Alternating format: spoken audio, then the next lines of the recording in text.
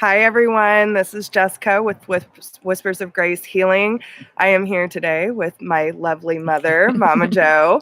So she was inspired to share a story, many stories, but she was inspired to get on camera, which super proud of because I know this is a big moment for her.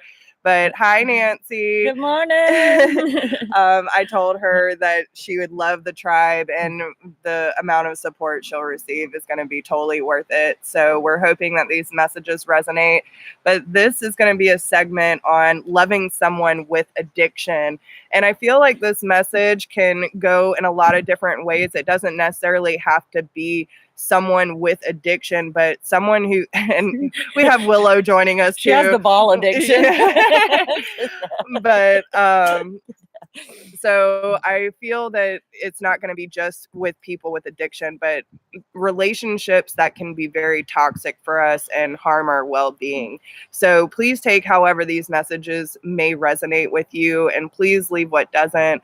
This is strictly for healing, for closure, and hopefully that these messages help someone that has been struggling with relationships in their life that may not be the healthiest. So but yeah, this is going to be a really big topic because it is something that we have been very familiar with in our lives. And I know a lot of people have reached out or have commented before during videos that I've posted of how can I do this? This is my child. This is my parent. And this is exactly what she's talking about. And listen, my mom has a lot of life experience. She's very wise and has a lot of momisms. So she's going to rock your world. And listen, she is my best friend. She's very down to earth and she's just like me. So I know y'all are going to love her. Good morning, Sheila. And I will be keeping track of the comments for her. So if you have any questions for her during this process, please just leave your comment in the comment section and I will make sure that she sees it. Okay. So here she is. All right. Good morning, everybody. I'm known as Momma Jo, of course, and my beautiful daughter here.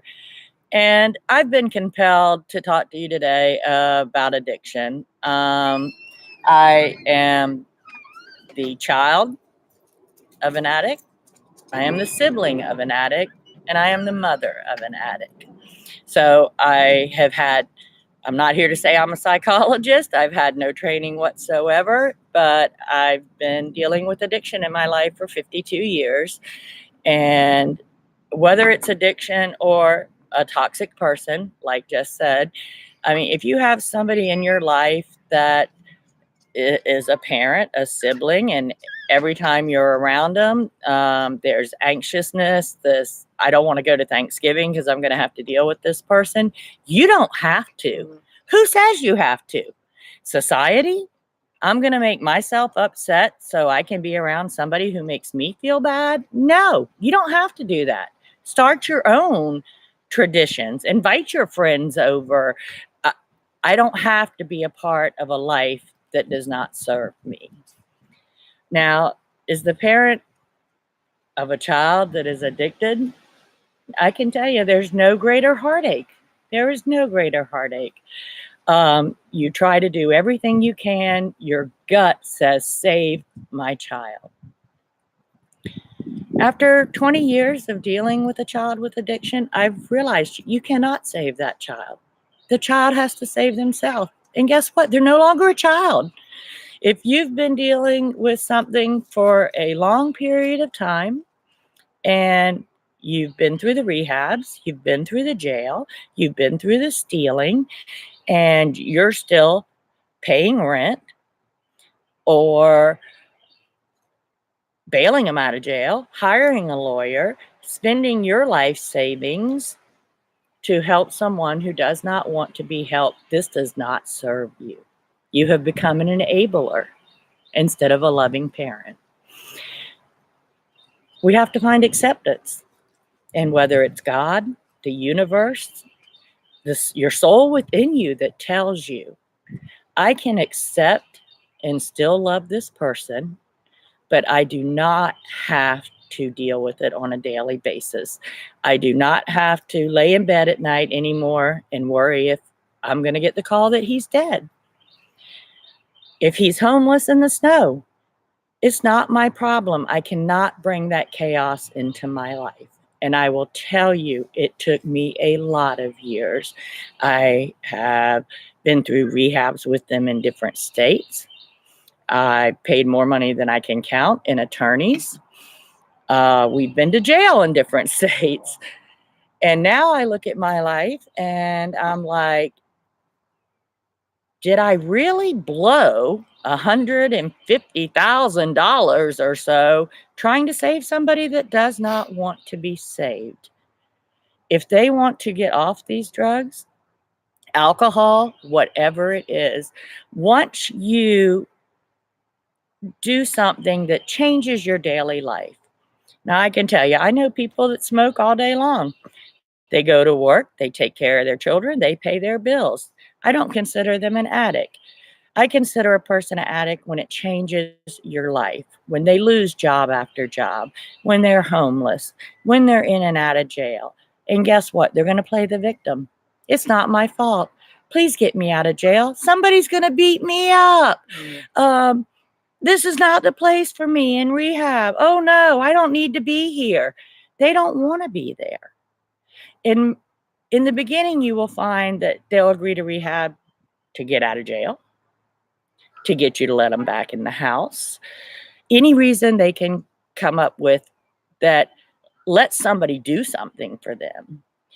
If they come to you and I'm in trouble and I need your help and I want to go to rehab and I want to live a better life, by all means, do it. But don't continue to do it. I just want to say real quick, Douglas actually said that he's about to begin rehab. Though I know it's due time, it will be better when done. We wish you the best of luck, Douglas.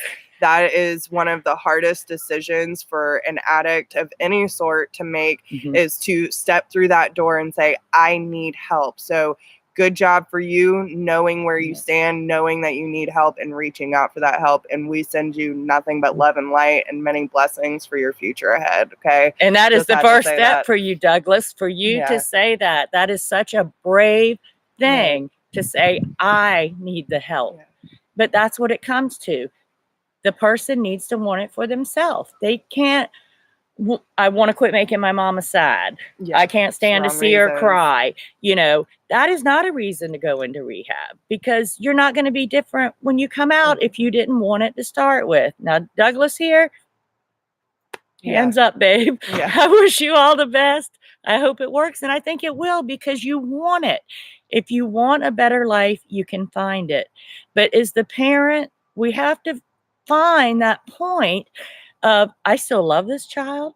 I still have hope for this child, but I cannot do this on a daily basis to my life. I have gotten sick. I feel like if I had not had all the stress for 20 years, it might be easier on me. I would probably be in a better place in my life. You know, my child's approaching 40 and things aren't any different than when he was 17. You have to find your place in it. And as a parent, I hope that you can find peace. You can find the acceptance to say, this is his journey or her journey. This is not my journey. My journey is to love life, to find the light and happiness, and not live in that dark place that they can't seem to find a way out of. And that's what it is. It's a dark place.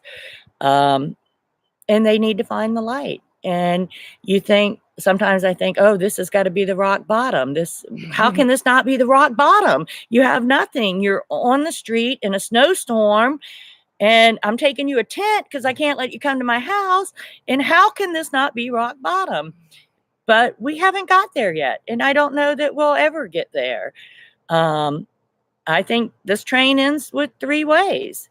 You know, it ends up them finding the peace that they need and getting out of it. They end up dead. I hate to say it, but look at the numbers. Look at the number of opiate deaths in America right now. It speaks for itself. And the third way is acceptance. Learning that, yes, this person is like this, but I don't have to be around them when they're like this. And I can tell you, for me personally, it came to a head 2 years ago. It was Thanksgiving. I let him come. And he was so high, he was talking baby talk to us. Well, I'm approaching 60. I don't need to date old and mommy wants something. I wanted to smack his fucking head off. You know what I did? I called an Uber and I put him in it and I sent him home. And I said, you don't come back to my house like this. We're having a family event and I am not going to be a part of your bullshit. So this year on Thanksgiving and Christmas, I said, I'm coming to pick you up. If you're high, you don't get in my car. Christmas presents are in the back seat. I still bought you something. I still love you. But I'm not going to let you come to my house and make me have a bad day because you couldn't stay sober for one day. Yeah. Or a couple hours. You know, yeah. Come disrupt my peace because you have to get high for a couple hours. You can't come have dinner and not be high. So luckily this year, he went high when I went to get him both those times. And we had a nice Thanksgiving and we had a nice Christmas. But guess what? My life, my boundaries, my journey. Set your boundaries. I'm not going to pay your rent anymore. You're a grown person. Find your own way. I am not helping you because it is not helping you. No. What does me paying for your bills teach you to do in life? By the time they're out on their own, they need to be out on their own. And I'm not saying even at 18, push them out the door. For God's sakes, I hope everybody goes to college and gets a good education and can support themselves. That did not happen for my child. And, you know, it's a day to day. Or am I going to be on the street or am I not? You know, let me try to make your life better. I'll give you my car when I trade mine in. Within 2 weeks, we're in jail. And within 6 weeks, it's totaled and repossessed because he went and got a little loan on it. So, you know, even the things you try thinking you'll help their life, really, I say that's the worst thing I ever did was give him my car. He lost his job. He went to jail. Homeless again. You know, it's like, what the hell? Why can't it be a blessing that he got a vehicle and wasn't riding a bicycle to work anymore, you know, but you just can't, guys. You just can't. You have to save yourself. I feel like I'm a survivor. I've survived a mother who was an alcoholic and pill addict. It was bad. Y'all. That's a whole nother story because there's a million in there. And I'll admit it, I almost had a nervous breakdown because my mother, she was sober for 20 years while my kids were little. And I thank God for that they got to see a different side of her before she went back to being let me hide under the bed with the bottle of vodka so nobody will find me kind of woman. You know, they got to see the good side of her before they got to see the bad side again. Unfortunately, my first memory of her in rehab is 6 years old in first grade. So I'm glad they didn't get to see that. And I don't know how you go back to that after being sober that long. And I thank God that somehow I didn't get the addiction or Jess didn't get the addiction or we're strong enough women that, to me, my family's most important. There's nothing on this earth that a drug that could make me that I would even want to get near that would risk my family for me. I think a lot of people don't have that and they look for something to make them feel better. And before you know it, they're hooked. So like I'm saying, if it's the first time, guys, second time, please help your child, try to help them. But if you're on this, we're up crazy 5 train. Times, you're on the crazy train and that crazy train isn't stopping, please save yourself. Because you will make yourself sick. You will spend every dime you have. And then you'll still be dealing with the same thing. So, you know, you chase them, you pray, you cry, and it's like grief. It is like losing a child because in a sense you have lost them. But I'm here to tell you today, you can survive it. And you can say, look, I'm sorry that this is what's happening to you. And I'm sorry that you don't feel like you can beat this, but this is not the life I chose. I chose a happy life, and I can't be drugged down by you anymore. So I'm asking you, if you're a parent that is going through this right now, please just consider this video. Think about it and say, I'm important too. I love myself. I cannot tell you how long it took me to actually say, my son is a heroin addict. Killed me. Probably still will. It is a hard fucking thing, but it's the truth. And I can't worry about whether he gets arrested and our name's in the paper, or, I hope to God he never gets shot in a robbery or something, but I can't let that affect me anymore. And I hope that y'all understand that. I hope that you appreciate it. In our future videos, we will be talking about lighter stuff. Yeah. But I do have some people in my personal life that are going through this right now that don't know where to go. Don't understand how I cannot try to save my child. And I understand it. When I was my kids were young, my brother was going through a situation. My dad is like, I can't give up on him. I can't. And I'm like, Dad, walk away from this. And he's like, I can't. If I do, who else will he have? And, at the time I didn't understand it. A decade later, I understand it. 2 decades later, probably. It affects everything. And I think as the addict, you don't realize what effect it has on your family, but it does. It has an effect on everybody. So please pray for peace.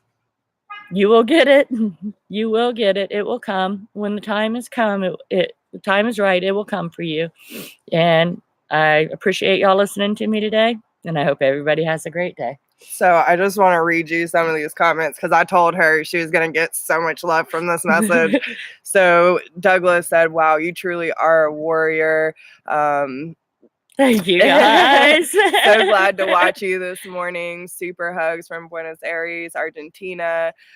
Sheila says, I wish I could give you a great big hug right now, Momma Jo. Douglas said, your courage is getting through to me right now. So real. Thanks. Nancy, I wish I could give you a big hug. Debbie, good morning, Debbie. So very true. And yeah, I mean, I knew she was going to receive a lot of support and a lot of encouragement by doing this. And I know it's a hard subject. It is. It's heartbreaking. And Douglas, you hang tight, man. Yeah. And you got support, man. You got support. We got you. And that's what I love about doing this and having the tribe here, because we all do truly support each other through these processes. And we're all going through it. And like Douglas said, he feels that once he goes through this process, he's a Scorpio too. So she's a Scorpio. But yeah, it's one of those things that once you allow your demons to come to the surface, to be released, because listen, a lot of what happened with my brother, because a lot of what she touched on, no matter how good his life was going, whether he had a good job, he had the car, he had a place to stay, anytime that his life started going well, it was like self-sabotage. He'd immediately go off the deep end once it got too good. And I've asked him so many times, why do you sabotage yourself like this? Mm-hmm. You could have a great life. Like, he's super smart. He's good with technology and all this stuff. He could really make a life for himself. And he's great in the kitchen. He's a great cook. But there's something deep inside where he does not feel worthy of having a good life. And even when I did his numerology, it's like the numerology behind his name is one of the most hardest lives that you could live. And that's probably why he feels like he needs to numb so much. But in reality, we all have a choice. And listen, growing up with addiction, my dad was an addict. And grandmother. not to the extent of some addicts. And I've seen every version of addicts. I've seen family members functioning, that are functioning alcoholics or whatever the case may be. Then I have also been part of families where, they're on crack and they're selling air conditioners during the summer to get their fix. Like, I've seen it all, y'all. And, with my grandmother, it was bad. with my brother and everything in between. Like, listen, it is a very hard thing to deal with, but what we have to remember, it is not our battle to win. We cannot win someone else's battle, and they need to have the courage, like Douglas, to step up and say, this is my journey. This is my issue. I need to fix this. And some people do grow up in abusive and addicted homes where they end up following those traits. But thankfully, me and my mother were both those people that said, I see how nasty that is and I don't want it. Nope. Because listen, we got it on both sides. Yeah. My biological grandfather, he was an addict, and that's a good reason why we didn't know him the majority of our lives. But having it on both sides of the family, we were both very, very aware of how dangerous and how much it can truly take over someone's life. So we know the battle is hard for them, but in reality, so I wanted a big smile. Oh, thank you, Douglas. But yeah, it is. You have to listen to your heart, listen to your intuition, learn from other people's mistakes, and stay with compassion and gratitude, but also have very, very strong boundaries if you are dealing with someone who either does not have a good self-esteem or is, projecting. It doesn't matter. If it's toxic, it's toxic. Right. If drugs are involved or alcohol addiction is involved, you are dealing with something bigger than yourself, and they have to have the courage to fight those demons and get the help they need and deserve. So we all have people in our lives that can help us, but listen, if they are struggling like that and you don't have the capability to do it, then it is not your job, and you need to be able to release that attachment so they can get the help they need. But that's why it goes back to enabling. If you keep trying to help them, and no matter what you do seems to never do anything but make matters worse, then it is not your job. Okay. You can do it till the day you die. Nothing's going to change. Don't do that to yourself. So, but yeah, y'all are amazing, and thank you for being here and listening to her story. And if anyone does have any questions for Momma Jo, you can email me at whispersofgrace1016@gmail.com, and I will get those messages over to her and she'll answer you. So, but yeah, we love you guys, and we are so thankful that y'all showed up today, not only for us, but for yourselves. And make sure that you are taking care of yourself, mind, body, and soul. And if all else fails, pray for the people you love, even if you can't be in their lives. Okay. So yes, Douglas, I am so glad you're here too.